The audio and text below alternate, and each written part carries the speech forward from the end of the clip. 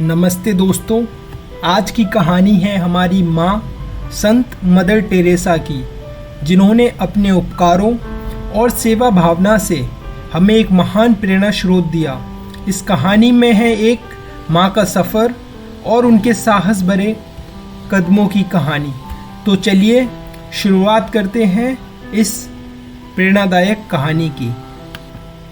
एक समय की बात है, एक छोटे से गांव में जहाँ की ज़िंदगी बहुत सीमित थी, वहाँ एक छोटी सी लड़की थी जिसका नाम था मोना।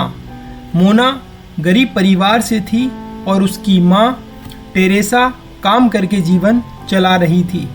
टेरेसा एक साधु संत की तरह थी। उनका हमेशा लोगों की मदद करने का मन था। उनका दिल बहुत बड़ा था और उन्होंने अपने जीवन को सेवा में समर्पित कर दिया था। मोना ने अपनी माँ को हमेशा उनके इस उदार हृदय के लिए प्रशंसा की। एक दिन मोना ने अपनी माँ से पूछा, माँ, आप इतनी सारी मुश्किलों का सामना कैसे करती हैं और फिर भी इतनी प्रसन्न कैसे रहती हैं? टेरेसा मुस्कुराई और बोली, बेटा, जब हम दूसरों की मदद करते हैं तब ईश्वर हमारे साथ होता है। सच्ची खुशी और संतोष उसमें है जब हम दूसरों के भले के लिए कुछ करते हैं।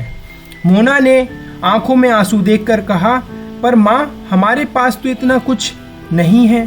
टेरेसा ने गले लगाकर कहा, बेटा, सच्ची दौलत वह नहीं है जो हमारे पास है, बल्कि वह है जो दूसरों के साथ साझा करते हैं।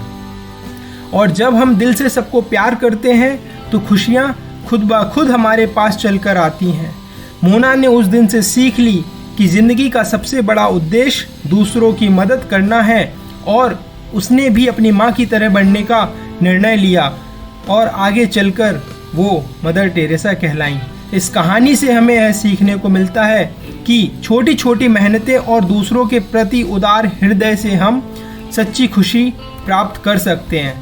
थैंक यू सो मच इस मोटिवेशनल कहानी को सुनने के लिए। Thank you.